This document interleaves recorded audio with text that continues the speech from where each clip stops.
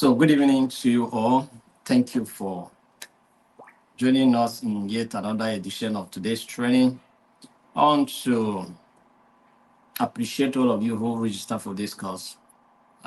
We have printed out your names today to see how many people that have registered for this course.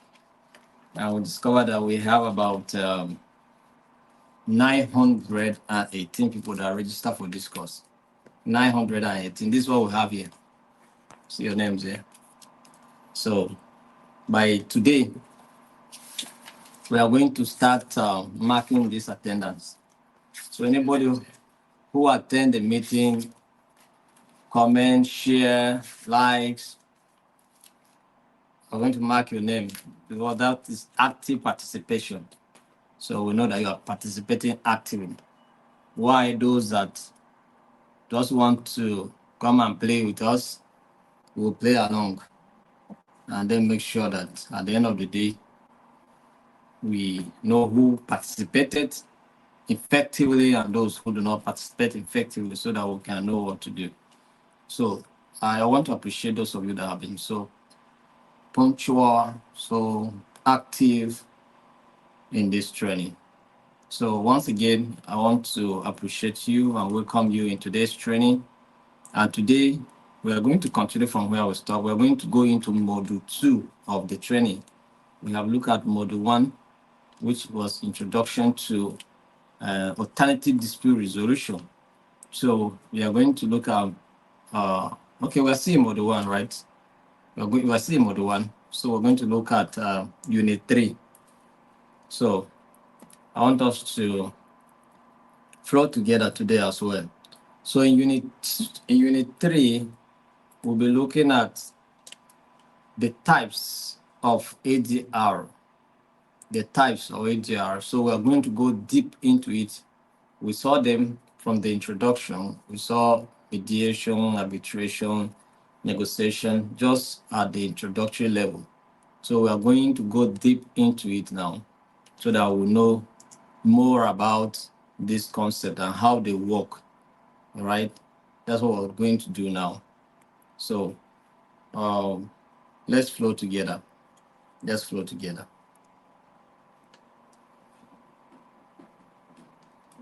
So we're going to look at types of ADR.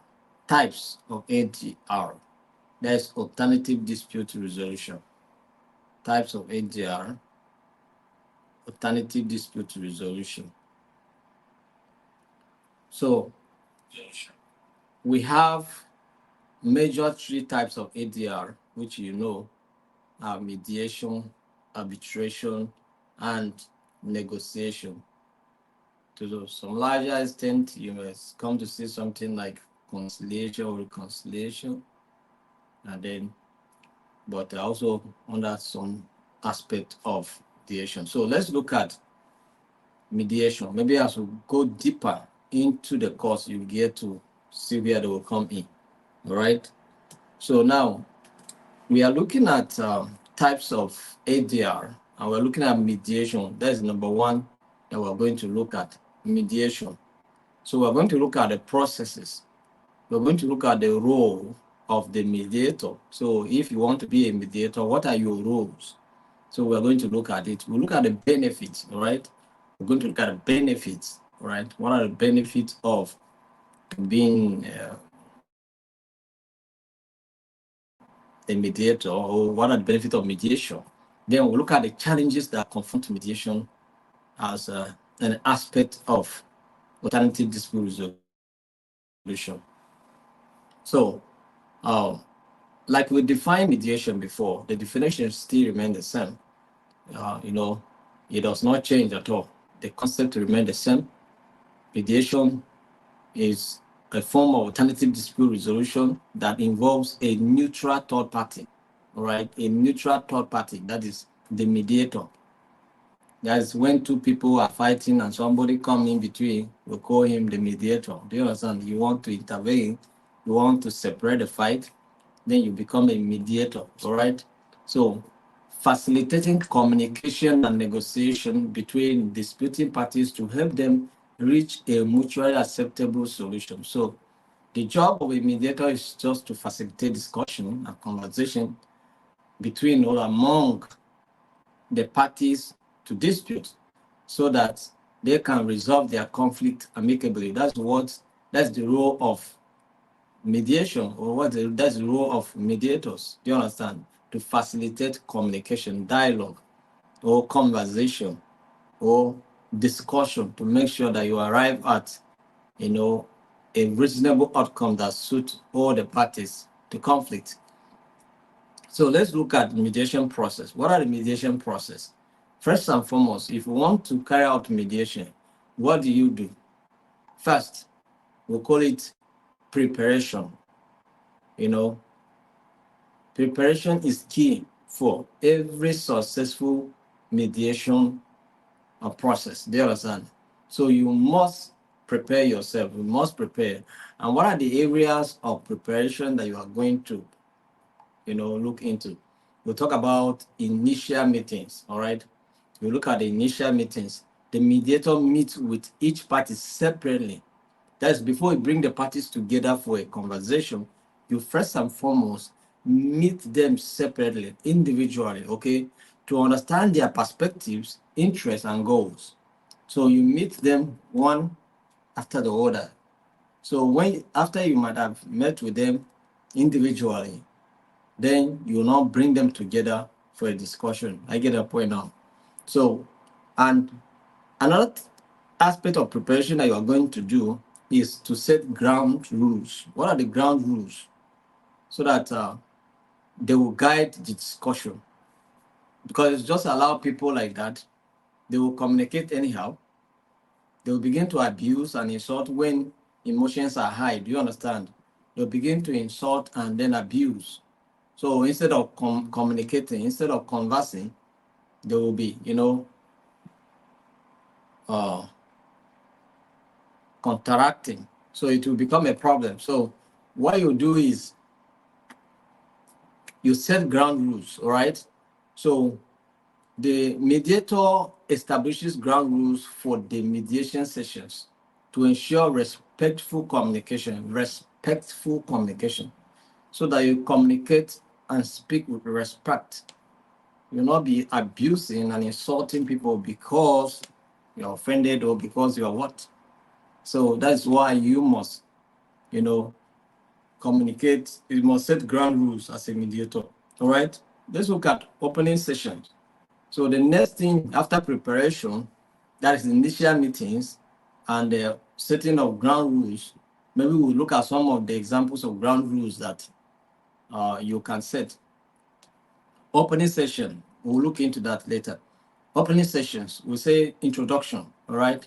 The mediator introduces themselves and outlines the mediation process, all right? So you introduce yourselves, everybody introduce, you introduce, this one introduce, and the mediator also introduce himself and his mission, and then outlines the mediation process. Also define all the ground rules. Do you understand? So that everybody will know that this is what we are going to do here and this is how it's going to flow. So everybody knows the order of things and how it will happen. Do you understand? So opening session, though, and then we'll talk about statements. So each party has the opportunity to present their view of the dispute without interruption. That's number one ground rule. So when somebody's speaking, don't interrupt the person. Allow the person to speak. It doesn't matter how provoked you are. It doesn't matter how, it hits you. Just calm down, hold your peace. When the person finish, then you say your own. Do you understand? So it's one of the ground rules so that you will not interrupt when somebody is speaking. There are some people that when you are speaking, they say, no, wait, wait, let me. So it's end up wasting time.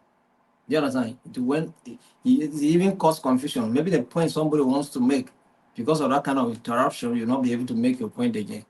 Do you understand? So opening session is guided by introduction and the fact that every party to conflict have opportunity to make their own statement and say what concerns them. Then joint discussion, all right? joint discussion. All right. Another process of mediation is joint discussion. Facilitated dialogue. That is, the mediator encourages open communication between the parties, helping them clarify issues and interests. That's what the mediator helps to achieve. Do you understand? That's what the mediator helps to achieve. Helps the parties to conflict, to dialogue, to discuss their issues, clarify issues and their interests, identify interests. Another thing is identifying interests. The mediator helps the parties identifying their underlying interests rather than just their position. So that's what it means. So the mediator helps the parties identify their underlying interests rather than just their position. It's not just what you say you want, but what is your interest? It's not just what you say it is, but what's actually your interest. Do you understand? It's not this position that you stand on, that what you say is final. How can it be final? It cannot be final, right? So that's what it means. So another process of mediation is private caucuses. Private what? Caucuses. That is separate meetings. The mediator may meet with each party privately to explore their concerns and possible solutions without the other parties present. Do you understand? So the mediator also can decide, maybe after conversation again, they meet with them privately again to see the possible way of making sure that they come up with something better. Maybe after their conversation, maybe they may have a stop process where progress is not making. So maybe the mediator decides, okay, let's talk more. Let's see what's happening here. Do you understand? Some of you intervene, you call somebody by the side, come. So what are you saying here? What is actually your interest? Do you understand? What do you want? Tell me. We'll see how it can be possible. Do you understand? That's how you discuss. So confidentiality. Information shared in caucus is typically kept confidential unless the party agrees to share it. So once it becomes a matter of caucus, do you understand caucus now? So those of you that are politicians, you should understand what I'm talking about. We have political caucus. This one have political caucus. Do you understand? The stakeholders. Do you understand? So the meeting of a caucus, that is, it's more confidential. Do you understand? It's more confidential. So whatever is being said, there remains there, except the consent of the party for it to be released. Otherwise, it remains as a secret. So look at negotiation. Negotiation also is part of the process of mediation. All right. So generating opinions or options, alternatives. The mediator facilitates brainstorming of potential solutions that satisfy the interests of both parties. Do you understand? So problem solving is also the aspect of negotiation. Negotiation comes with solving problems. Do you understand? So that when the parties know what they want and know their interests, then that can help to solve the problem. Do you understand? So that's what it means. So the focus is on collaborative problem solving rather than adversarial negotiation. Here, you are not coming here to destroy anybody. You are coming here to solve your problem jointly, to make sure that the outcomes benefit everybody. It benefits you, it benefits another person. Do you understand? That is just it. You're not coming here to just seek your own interest and then make your will happen against the will of the other. No. Closure. So when it comes to closure, you look at agreement. What is agreement? What are the things that you are reaching out and saying that, okay, this and this and this are the action step you're going to take?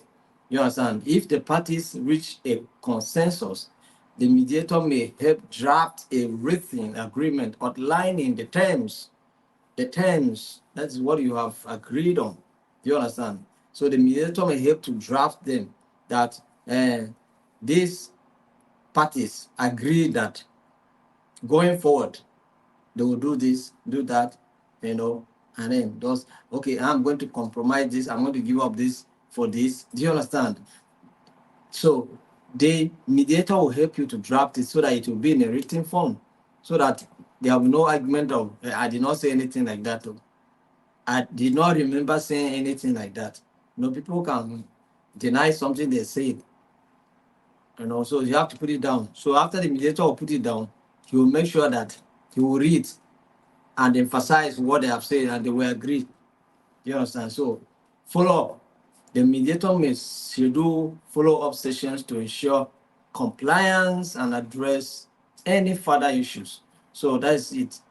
So the mediator may, put in some mechanisms to follow up and see if possible to bring them together again to see whether things are working as they have agreed, or someone has reneged on the agreement, or someone has deviated, or someone has withdrawn from whatever agreement they might have agreed on. So you have to, follow up so that you can determine whether everything is being implemented as agreed or not. But that is what it needs to be done. So these are the processes, all right? These are the processes of mediation, all right? The processes of mediation. So can we go over them again? We'll talk about preparation, right? We'll talk about opening session, right? We'll talk about joint discussion, private caucuses, negotiation, and then we'll talk about closure, right? So these are the processes of negotiation. So let's mediation rather. So let's look at the role of the mediator. So now, assuming you are the mediator now, so what is your role? What role will you play as a mediator, or you are expected to play as a mediator? Right? Let's look at them. Neutral facilitator. You are to be a neutral facilitator. What neutral means is that you are to be a non-interest party to this issue, since you have maybe by virtue of the parties to the conflict appointing you to be their mediator, it means that you're going to be a neutral facilitator. What that means is that you're not going to take side. You are not going to be on nobody's side. You are on your own side. Do you understand? You are neutral. So the mediator remains impartial. You are not going to show any sign, not even small, not an iota of partiality. Once somebody discover that you have made yourself to identify with the another party, that is the end of mediation process. It will not continue, because mediation itself is built on trust. So when that trust is destroyed, you cannot gather it. Do you understand? So it helps both parties communicate effectively without taking sides. That is it. You don't take sides. Just be on a neutral level. So your role as a mediator is to be a neutral facilitator. So if on any occasion you are to intervene in any matter whatsoever, no matter how small the matter is, do not and never take side. Be as neutral as you can. Don't support anybody. Just based on the fact and guide the parties involved to take decisions. You are not even to take decisions on their behalf. You are not. Your role is not to take decisions. You can only help them to come to understand what they are saying. Do you understand? So that they can understand it better, but not to take decision on their behalf. That's number one. Neutral facilitator. That's your role. Number two, encourager of dialogue. You are to be an encourager of what? Dialogue. Your role is to encourage the parties to conflict to dialogue, come to a conversation. Do you understand? That is your role. You are to foster an environment whereby the parties to conflict feel free to communicate. Nobody is being threatened. Nobody is being afraid. Nobody is showing any form of concern so far as the parties are concerned. Do you understand? So they negotiate freely. They say that is, you encourage open communication. Do you understand? honest communication. Nobody's afraid. Do you understand? So you are to encourage. So one of your role, again, as a mediator, is the role of encourager. That's you have to encourage the parties to, dialogue. Number three is problem solver. Right? The mediator helps identify interests and generate creative solutions that may not have been considered by the parties. Based on what they are discussing, all right, you can help them to see possible areas. That is, you are not deciding for them. You are just opening their eyes. Okay, you are just giving them insight on how this issue can be addressed better if they can consider it. Do you understand? So maybe they are not seeing the angle where you are coming from. So you just give an opinion. It's an opinion. You have to give an opinion, not a decision. You are not to take a decision on their behalf, but you can give an opinion. Do you understand? And then so that you can open their eyes to see what they are not seeing. And maybe if it goes away with them, they can go with it. If not, they will say no, and it continues, and you are not to impose it on them. Do you understand? But you should help to be a problem solver. The essence of mediation is to help resolve a problem. So you're not just coming there to make the issue complicated, but you are going there to provide solution. Do you understand? So another role of a mediator is to guide. You guidance. So the mediator guides the process, ensuring that it stays on track and that each party has the opportunity to speak and be heard. Do you understand? Let's focus on the discussion. Don't go and bring yesterday problem. Don't go and bring future problem. Don't go and bring a side problem. Let's look at what we are discussing. Let's stay on track. Let's be focused on the issue. Do you understand? And even forget about the outcomes. Yes, you are in charge. You are to facilitate the outcome, but let's focus on the issue first, and the outcome will determine by itself. Do you understand? So these are the role or some of the roles of a mediator. We say what? You have to be a neutral facilitator, as that's one of the role of mediators. And then you are also to encourage what? Dialogue. You are also to be what? A problem solver. You are also to be what? A guardian, to guide so that they will not go off course. They will be on course until you resolve the problems you resolve. So let's look at some of the benefits of mediation. What are benefits of mediation? We have several benefits of mediation. Some of them we discuss. In some of them are general aspects, benefit of the ADR that we discuss, which is also cost effective. All right. One of the benefits is what? Cost effective. Another one is time saving.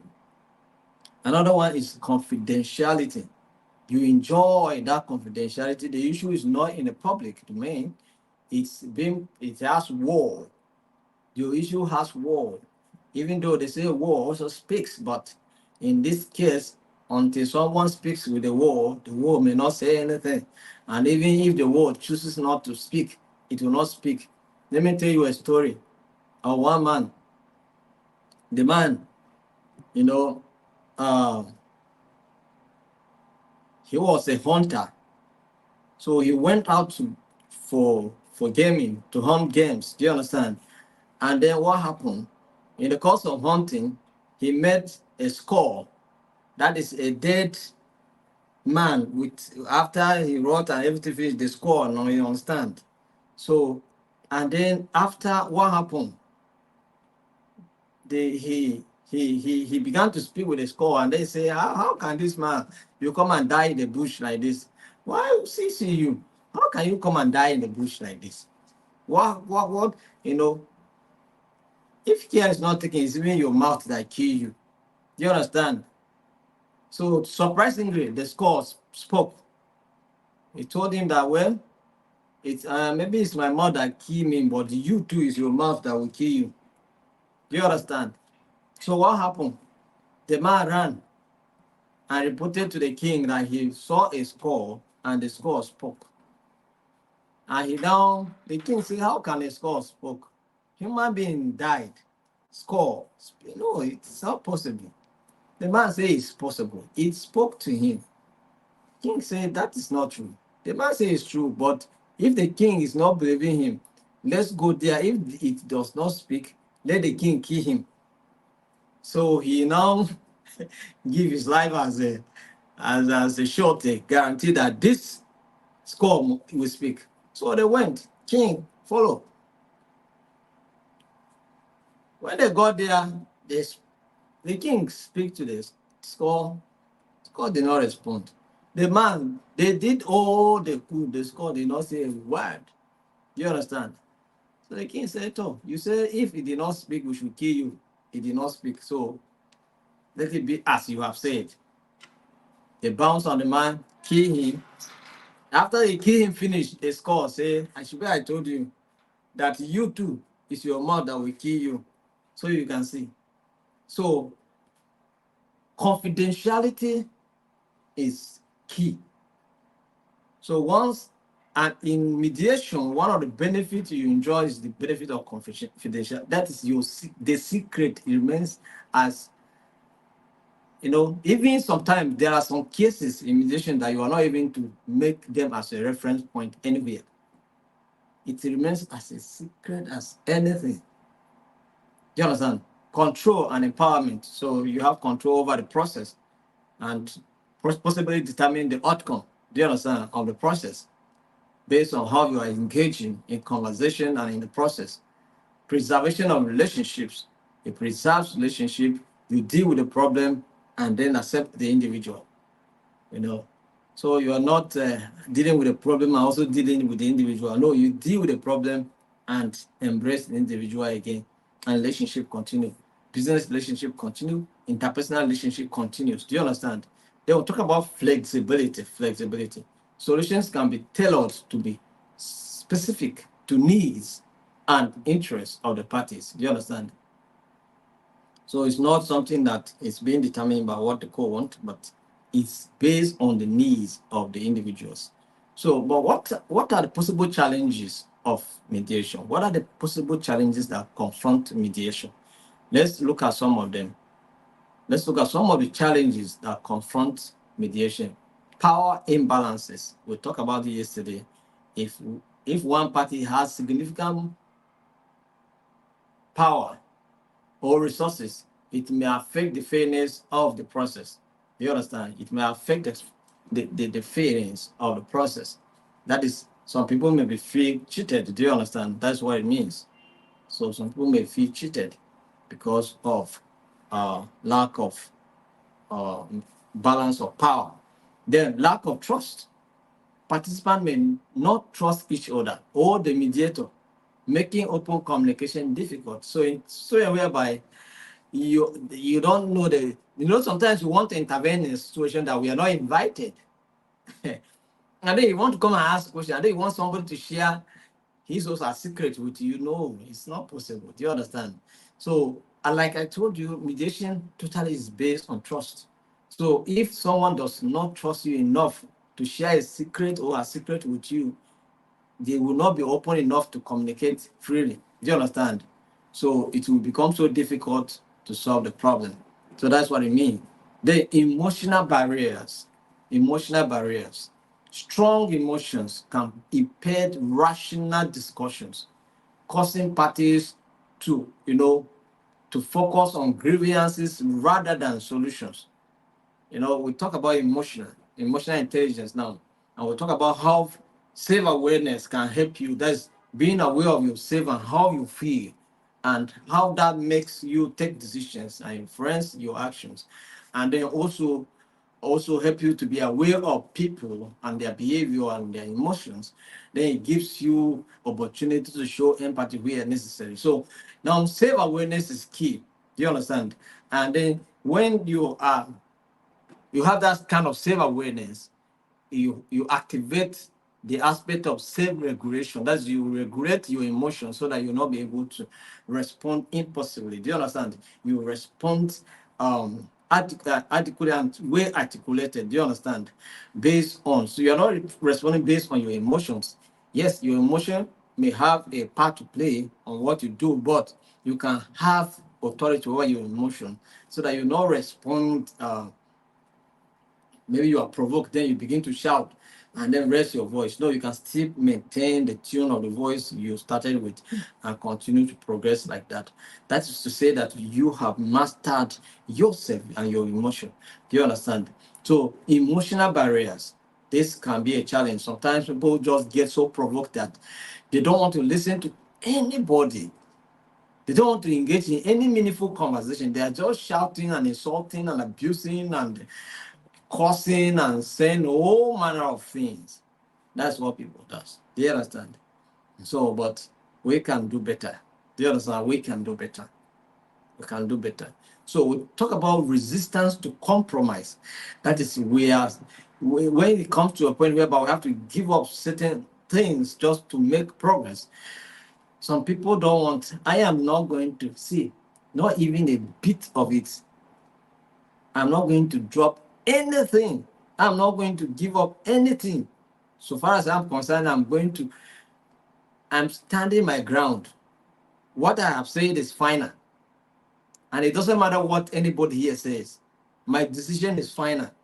They are so resistant to any form of compromise and, you know, adjustment. They just want to maintain their ground.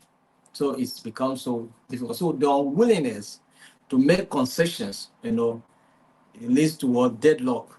Deadlock. Deadlock.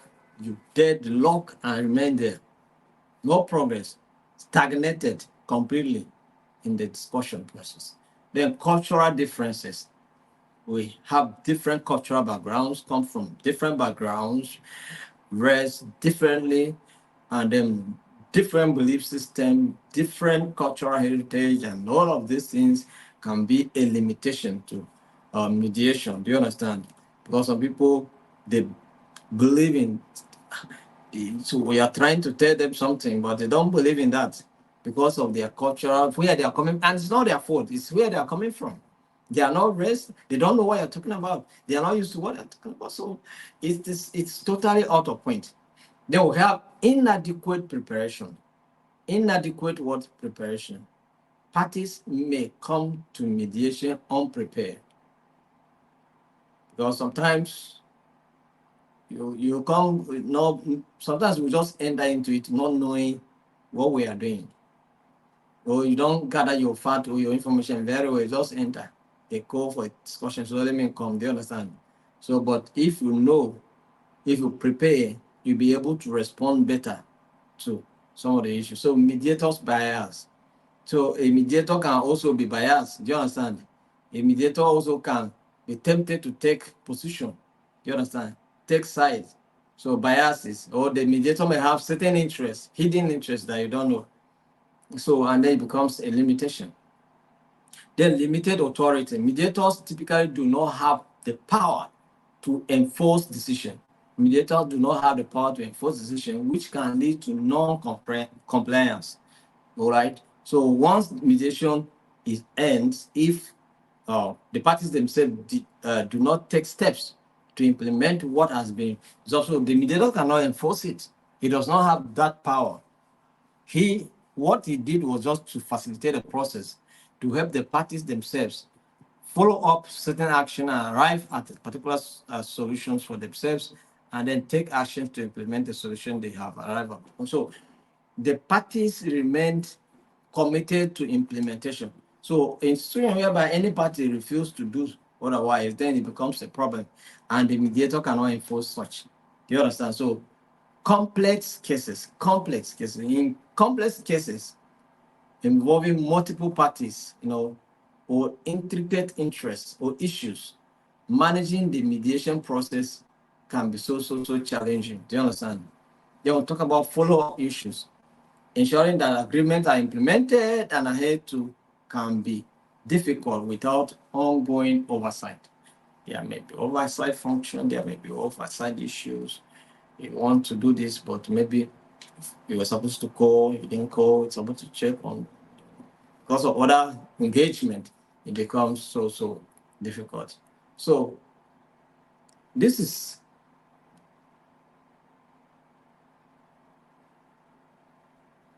the mediation aspect. So you see how we're going deep into it, but we are still going deeper. We are still going to look at the advanced application of mediation. We look at some of the things that we need to do. And then, but briefly, let's look at the ground rules for mediation. What are those ground rules for mediation? One, we'll talk about the Vegas rule. The Vegas what rule? The Vegas rule. That is when the Vega or the Vegas rule is used in a meeting. That's you are setting. These are the ground rules that you are setting as a mediator. One is what the Vegas. Vegas now. The city in the United States or America. All right. So when the Vegas rule is used in a meeting, it means that everything that will be said in the meeting stays in the meeting. Whatever you say in that meeting remains in that meeting. So as you may guess, this comes from the original saying, what happens in Vegas stays in Vegas. Do you understand? What happens in Vegas stays in what? Vegas. So whatever is being said in that meeting remains in that meeting. You're not going to take it outside. You're not going to take it anywhere. It remains in that meeting. That is number one ground rule. Number two, tackle problems, not people. Tackle what? Problem. In this discussion that we're about to go into, please, let's focus on the problem, not the person. So it's become so clear that you are trying to address the problem and not the people. So when people feel that they, their personal viewpoint is under attack, they often feel hurt. Do you understand? Lash out and attack back. All right. So it becomes so defensive. And then as a result, discussion can become toxic and can quickly grow into conflicts. Do you understand? So tackle problems, not people. Help to avoid this by using language that focus on the objective problems at hand. So don't accuse, don't abuse, don't insult, don't undermine, don't underrate, because there are some people that when they see you, they begin to talk down on you. Do you understand? As we were driving inside town today, we're going to we're going to we're going to we'll say we're going to our venue for induction tomorrow to go and drop some things there. So some of these AMAC people, these tax collectors, they were there. So they stopped me and then they were asking me, is this vehicle the organizational vehicle or private vehicle? I said, what's your business? They said I should bring the VIO papers so that they will confirm whether the vehicle is a private one or organizational. I asked you, is that your duty? I asked the guy, is that your duty? Are you VIO? You're not VIO asking me to bring VIO paper. What's your business with VIO paper? You understand? So when I became so I asked him, just stay in your track. You are here for AMAC. That's me. Do you have AMAC paper? What's your problem? So, but at the end of the day, I showed them the AMAC paper they were looking for. And just before we go, he said, you are just a driver. Yeah, you are just a driver. So by the time you own a car now, nobody will talk to you with that now. I just zoom off and go my own way. You understand? So in a conversation, focus on the issue, not the people. Do you understand? So you don't know me. We have never met anywhere, and then you know me as a driver. So sometimes people leave the issue and they begin to attack people. So that one was attacking me, but me, I didn't have time for him. So I zoom off and we move. Do you understand?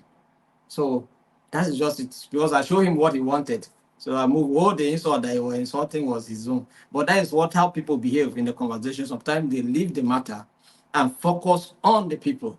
Do you understand? They focus on the people. They begin to attack, insult, undermine, and belittle, say, look at this, look at this, look at you. So you have not to talk to me. Look at you like this.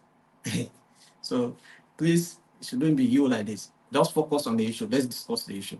Then we have the Chanter House. You know our Chanter House. We have our presidents and the contestant always go now. The Chanter House in UK. Now. So we have what we call the Chanter House rule. The Chanter House rule. The Chanter House rule is an alternative to the Vegas rule. The Vegas rule is that whatever it says in the meeting remains in the meeting, right? But the Chanter House rule, it means that whatever you say there can be taken outside. There's no challenge. So under the Chanter House rule, everything that has been said in the meeting might be carried outside, but without attributing it to a specific speaker. That is, you can give reference to it. You can quote it, but you will not say who says it. Do you understand? You don't mention anybody's name, but you can quote it somewhere, maybe when in the process of communicating. Do you understand? That's the Chanter House rule. It's different from the Vegas rule, because the Vegas rule, whatever you say there remains there. Do you understand? In the meeting. Then we'll talk about the share the A. Share the A is also another rule. This ground rule strengthens the importance of being inclusive and making space for order. That is often quiet and persistent. That there are some people that may be around, but they don't want to say anything. It's as if their mouth is zipped up. Do you understand? They don't want to say anything. They are just so quiet. They enjoy the discussion, but they don't want to contribute to the enjoyment of that discussion. Do you understand? They just remain quiet and they are hesitant. Even when you call them to speak, they don't want to speak. But you have what we call share the A. So they can also have the opportunity to contribute to the flow of that meeting. Do you understand? Then we'll talk about discuss undiscussable issues. Discuss even the things that are hard to discuss, even secret things. You can discuss them freely. Do you understand? Windshield rule. We have what we call the windshield rule. Windshield rule says that it's better to look ahead through the windshield. Do you understand? On your car, you have a windshield. So rather than dwelling on what has passed, that's it. Look at first your front, leave the one that is behind. Because in the conversation, somebody will go and say, so that is what happened last year. You did the same thing to me, and you are repeating it. Women sabi do that one. Last year you did the same thing. Last month you did the same thing, and it's always doing this thing to me. So discuss the present, forget the past. Do you understand? Focus so that you can move forward. Explore interest, not position. Explore what? Interest and not position. That's another rule. You look at the interest and not the position of the parties to conference. So use I statement instead of saying you. Say your own point and attribute it to yourself. Like I feel so bad when things happen like this. Oh, but don't say when you do things like this. Oh, when you do not listen to me. Oh, I feel ignored when you do not hear me. No, you can say I feel ignored when I am not being heard. It's quite very simple than accusing and then attributing it to someone. So use I statement and lean into discomfort. Come out of your comfort zone and then try to see how you settle problems. So these are some of the ground rules that we have when it comes to mediation. Are we together? Are you following me? Right?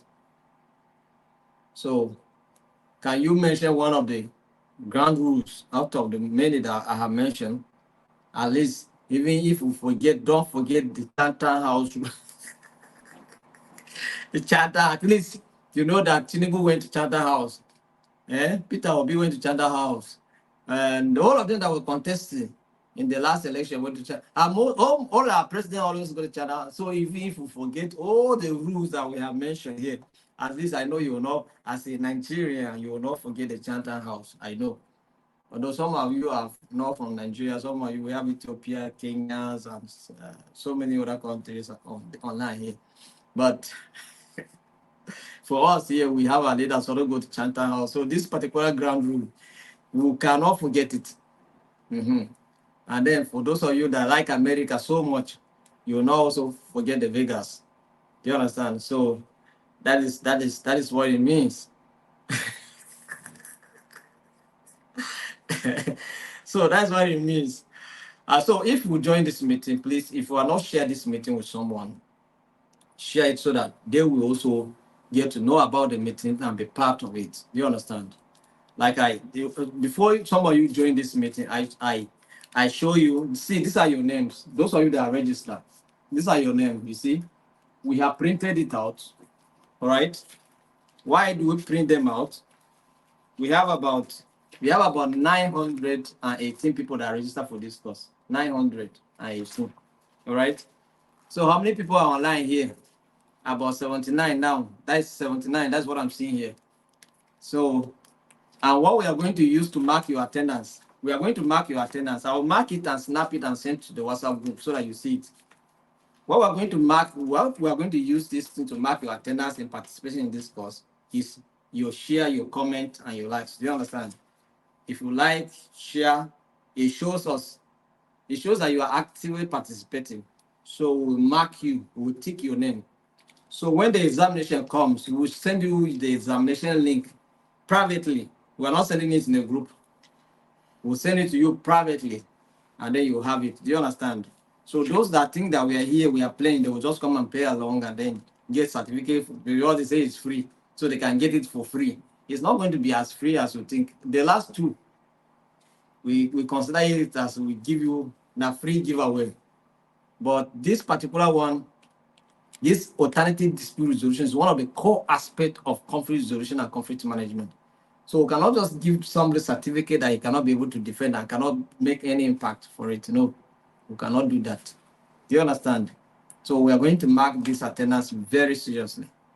So if you want us to mark you, better do your share because we are going to see it. We are going to go through your comments and then we'll see it. That's, you must comment, you must share. It's very important so that people can see it and then also can take opportunity, grab this opportunity to also learn what you are learning here. You are learning for free, you're not paying me. You understand? So, and definitely, we hope that by your contribution to share, indirectly, what you are doing is that you're also promoting peace. Do you understand? You are sharing it to someone.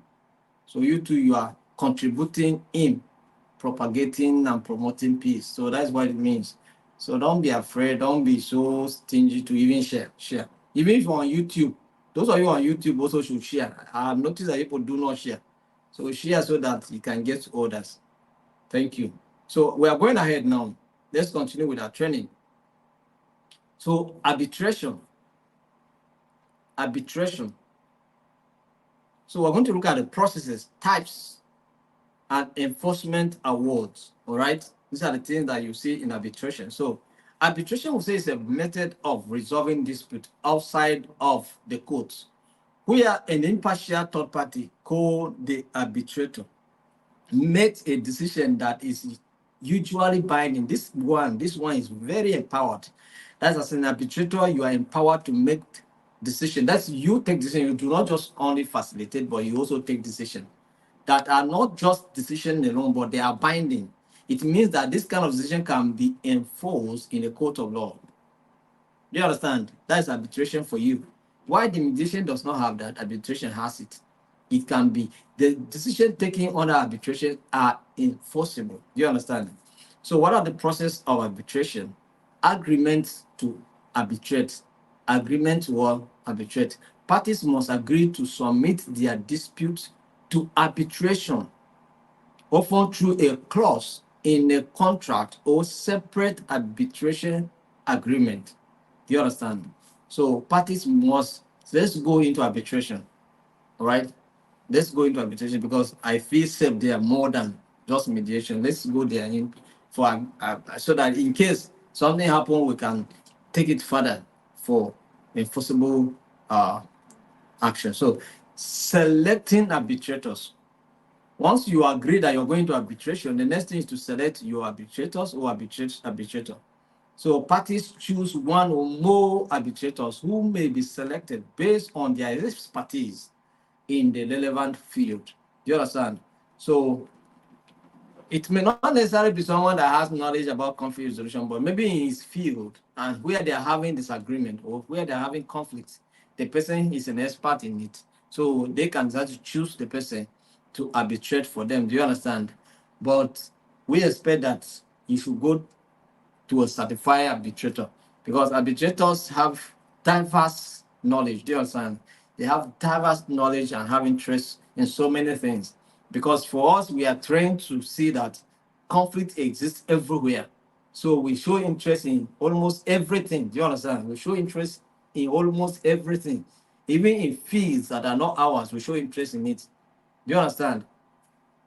I am not a musician, but I show interest in musician. I can, if it is a music conflict, I can still go there and mediate. Do you understand? Yes, I can go there and arbitrate. It's no issue. It's just for you to know the parties' interests and what they want and the conflict. Do you understand? And if the conflicts uh, are so technical, yes, maybe it has technical terms that needs to, and if you don't have knowledge, you can employ someone who have knowledge to help you for the interpretation of those technicalities. Then we'll talk about preliminary hearings. All right. So after you select the arbitrators, the next thing is what? A preliminary hearing. A hearing may be held to discuss the procedure, timeline, and any preliminary matters. Do you understand? So any preliminary matters.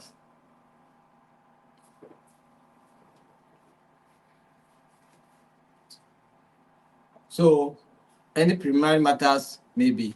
So you just call the persons to, all right, okay, what's happening, what is so you hear some preliminary matters and then you move on. Then discovery. Both parties may exchange evidence and information. So in arbitration, there's possibility to submit evidence here and there or information or data that may help in the process. All right. So although the discovery process in arbitration is typically more limited than in litigation, do you understand? In litigation, once it's litigation, they will come court of law. It's a order. There's an order of injunction, order of this one.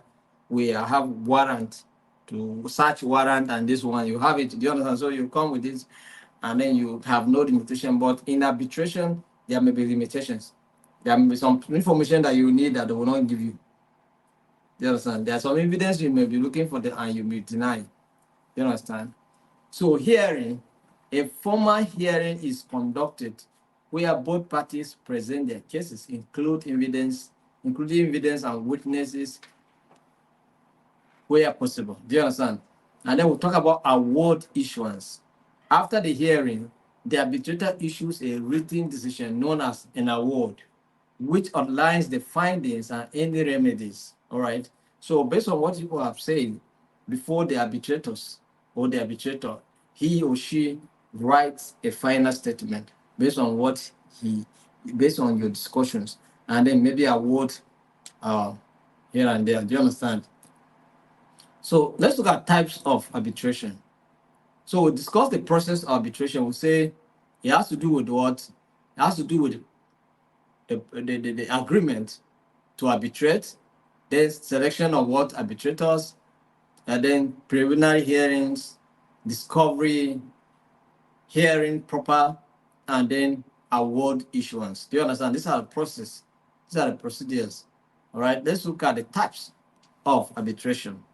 We have two basic types of arbitration: binding arbitration, binding arbitration.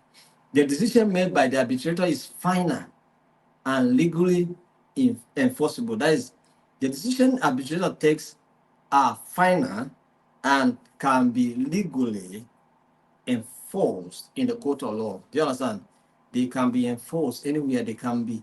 That is, once the arbitrator says it can be implemented. Do you understand? So, with limited grounds for appeal, that you cannot appeal it. So this type is commonly used in commercial and consumer contract. Used in what? Commercial and consumer contract. Now binding arbitration. Now binding arbitration. The arbitrator's decision is advisory. You understand? And not enforceable unless both parties agree to accept it. These types allow parties to gauge the strength and weaknesses of their cases before proceeding to litigation if desired. So now, in this case, the arbitrator may feel that, well, I don't have the powers to make a final decision here, but I can advise. So he may give his own advice. So if the parties look at the advice he give that didn't okay, they can go with that. But if they feel that it's not enough, they can proceed to court. They can still proceed and do their litigation. So let's look at the enforcement. Also, we'll talk about the two types of arbitration. We'll say it's what? Binding and non-binding arbitration. I hope you will not forget if I ask you. So I tell you, ask you a question. The following are types of arbitration except one. You understand? So I hope you will not you will not fear this one. So enforcement of awards.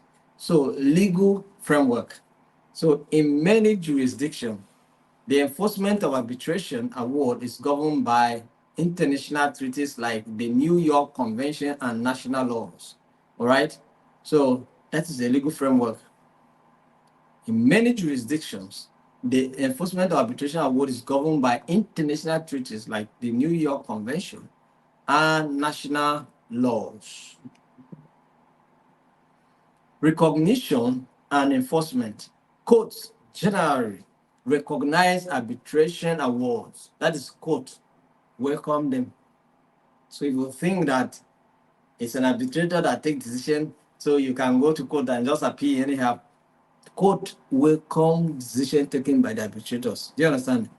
And enforcement can be sought through a legal process.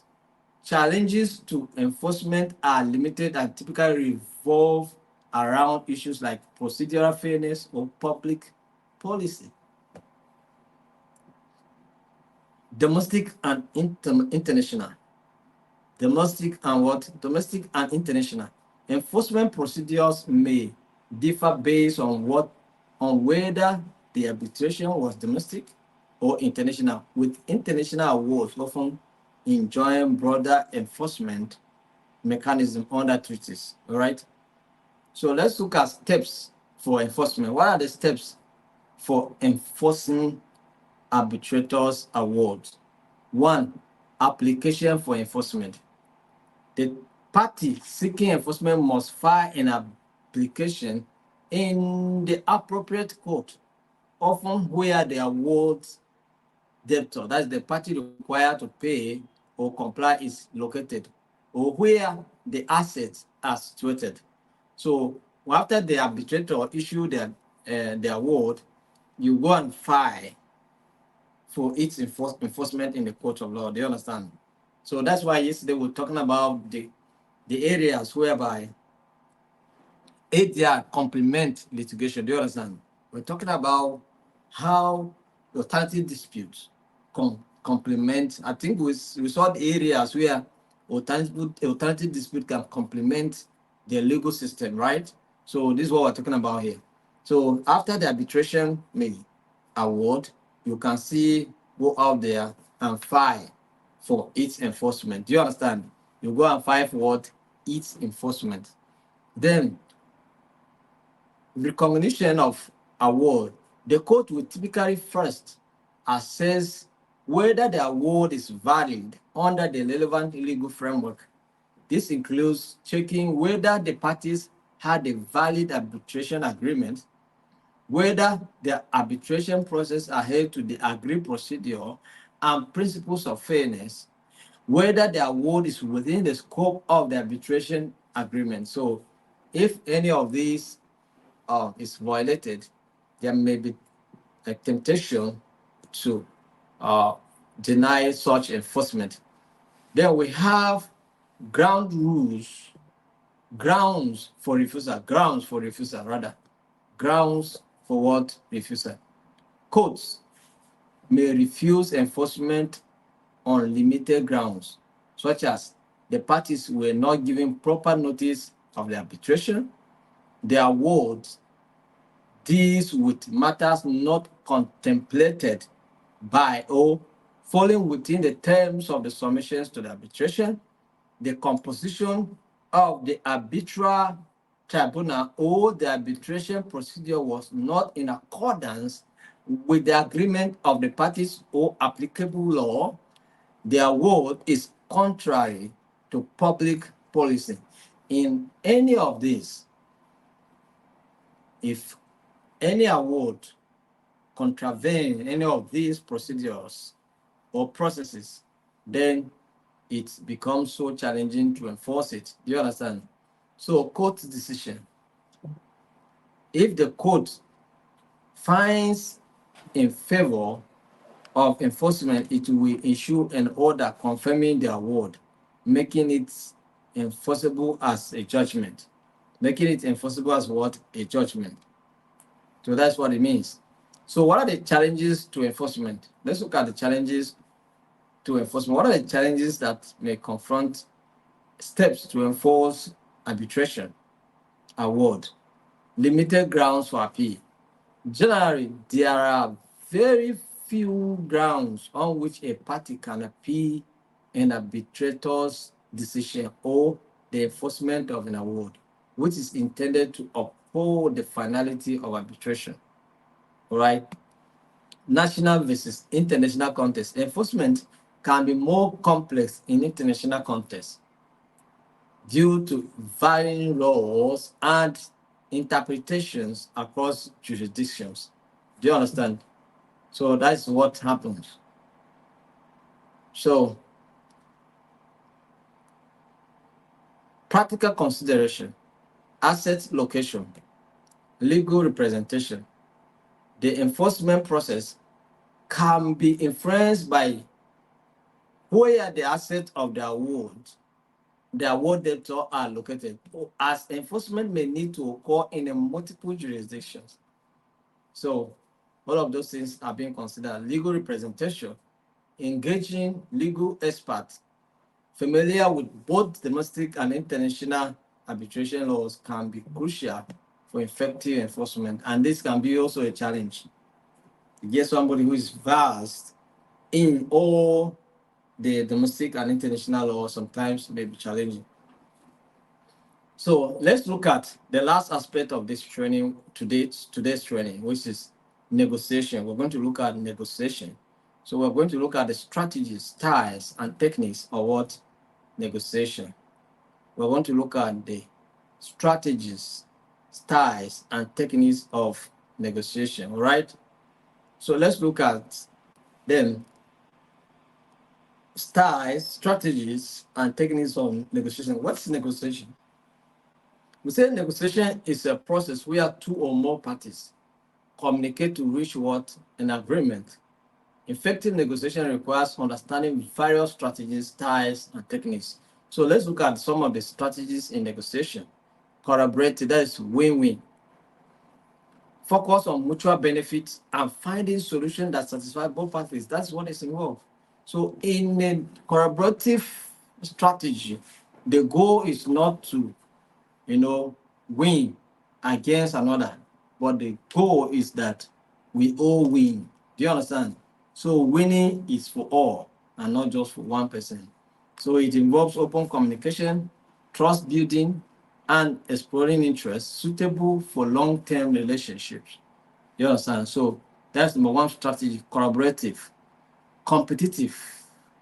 Another strategy is competitive. This is a win-lose situation. Do you understand?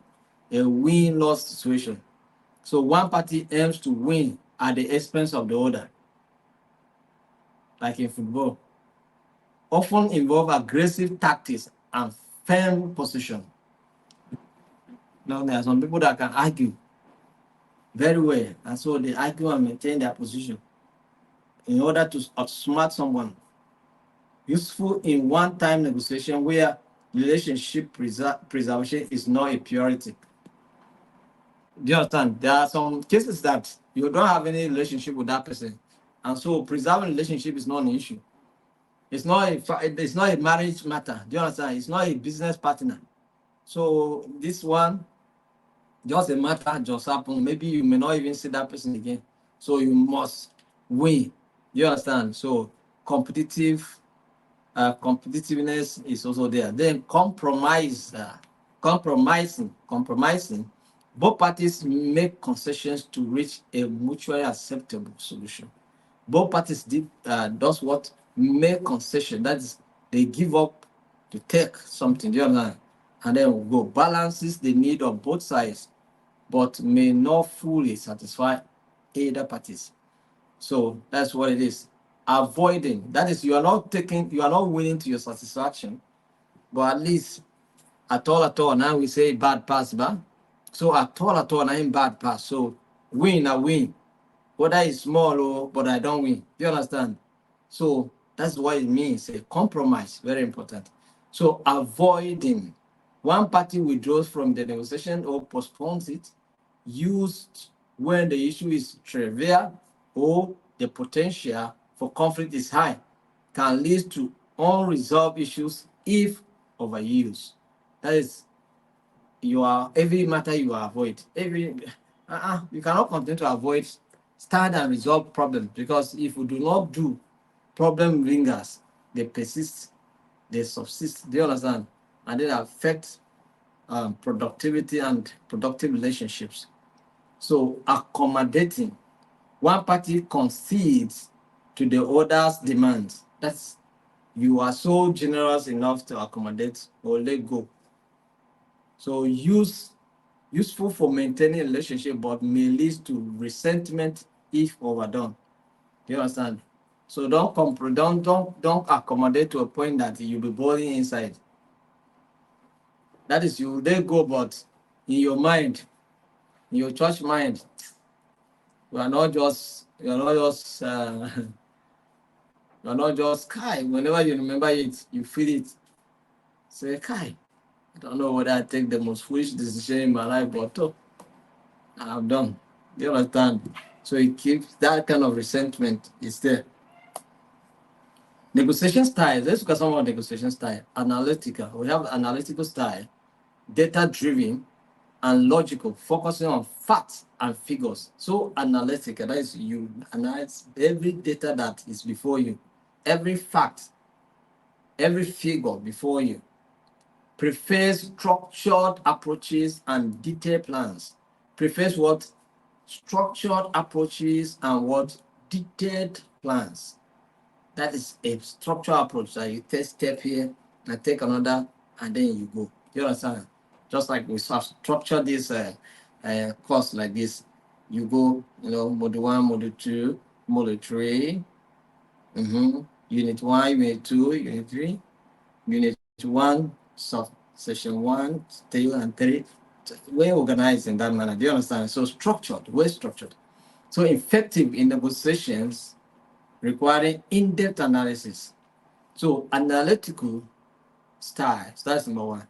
Number 2, amiable styles. Relationships focused, prioritizing harmony and understanding. It's relational focus. Do you understand? Here, relationship is a matter. Seek consensus and values the feelings of others. Seeking consensus and valuing the feelings of others, right? Best for collaborative negotiation. Is best in collaborative negotiation where win-win is being considered. So express a driver. Then we have another negotiation style called driver, all right? Results-oriented and assertive, often taking charge of the negotiation, all right? So prefer fast-paced discussions and direct communication. Effective in competitive environment. Effective in what? Competitive environment. Drivers. So focus on results, all right, and assertiveness. So expressive, emotionally driven, and enthusiastic, focusing on ideas and vision. So you express the ideas so enthusiastically. Do you understand? So enthusiastically. And so values creativity and innovation in solutions. That is, you want to try new things, right? You want to take certain steps to arrive at something. So good for brainstorming sessions, but may lack attention to details. That is express, but not as details like this, but you can brainstorm. Do you understand? So let's look at some of the negotiation techniques. So what are the negotiation styles that we talk about? We'll talk about analytical, talk about amiable, we'll talk about driver, talk about expressive. These are the types of what, or the styles of negotiation. Let's look at negotiation techniques. Negotiation techniques. So preparation and planning. Research the other party's needs, interests, and potential objections. Objections. All right. So what would the other party come to say? What are their interests? What would they be looking at, and what would be their demand, and what would they say no to it? Do you understand? Based on our presentation, so you have to research all of that. So it's part of preparation. Define your goals, alternatives. That's partner and limits. So you have to define your goals, right?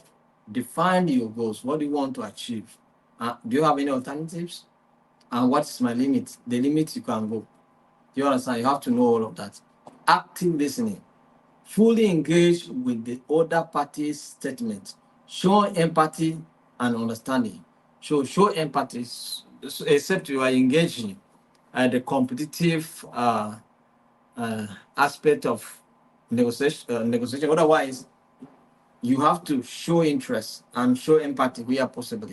Help build rapport and uncover on underlying interest. So, framing, presenting information in a way that influences perception and decision making. So, choose words and context that align with the desired outcome.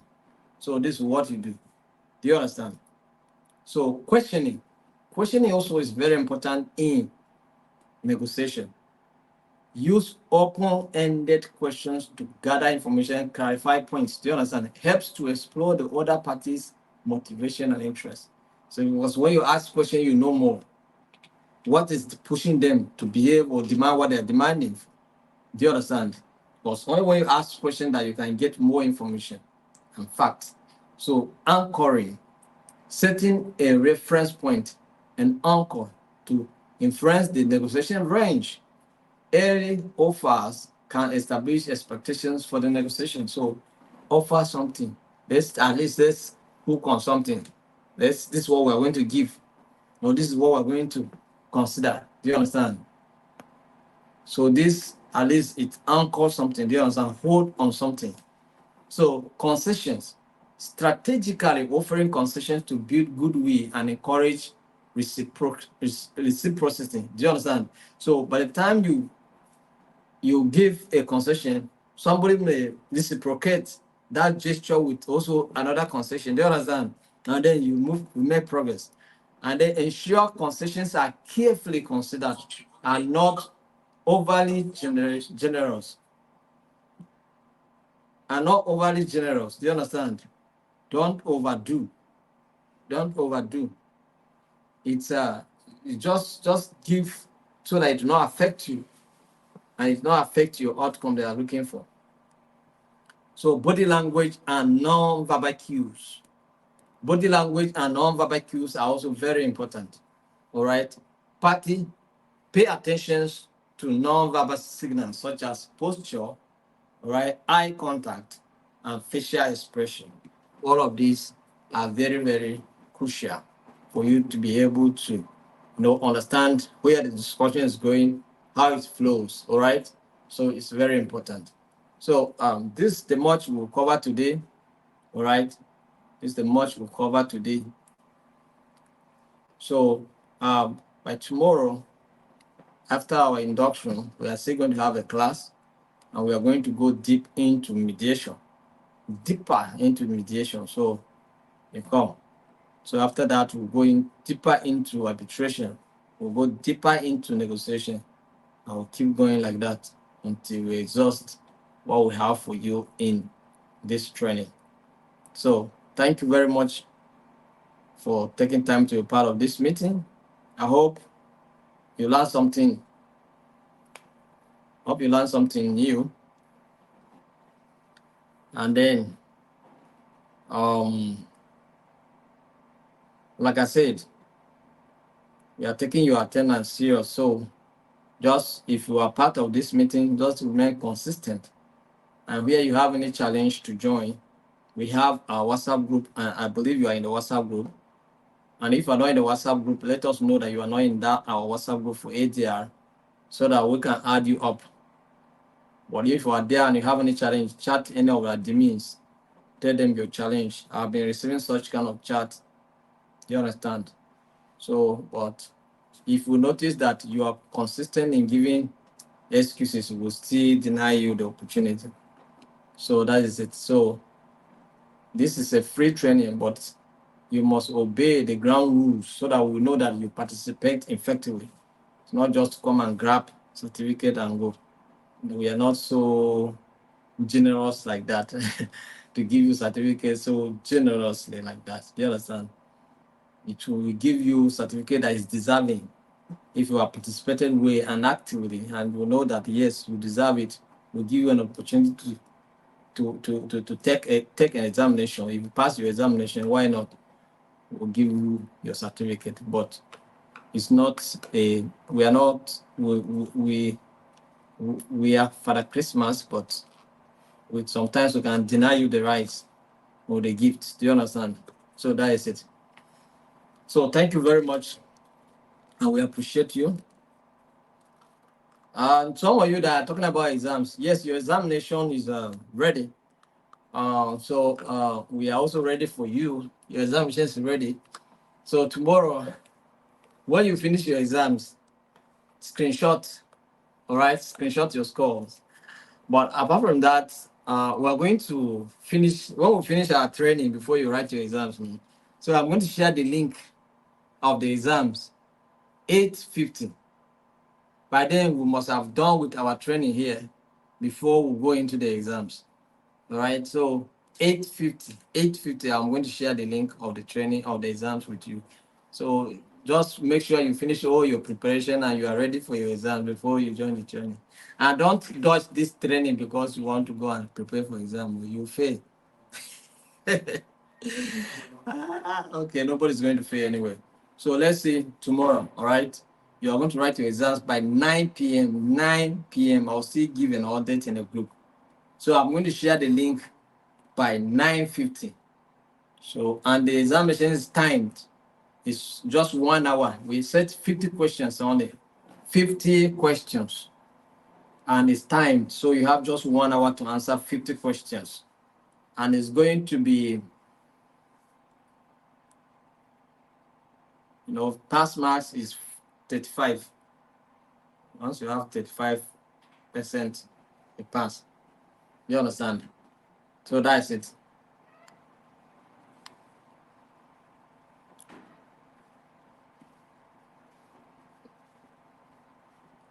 So can we call it a day now? I have to go and prepare. I have induction tomorrow. I'll see you tomorrow by 8 or by 7 p.m. I'll see you tomorrow by 7 p.m. The exam is coming up by 9 p.m. tomorrow. Those of you are asking, examination is coming up by 9 p.m. tomorrow. And the link will be shared in our WhatsApp group nobody should chat me privately. Don't chat me for link privately, please. Don't chat me privately for link for examination for emotional intelligence. I'm going to share it in our WhatsApp group. So make sure you find yourself in that WhatsApp group. It's only this training. It's all this ADR training that we are going to share link privately. Those that are participating consistently, you see your details here. So that's what we're going to do. So that's it. So see you tomorrow. Thank you and have a wonderful night rest. Bye.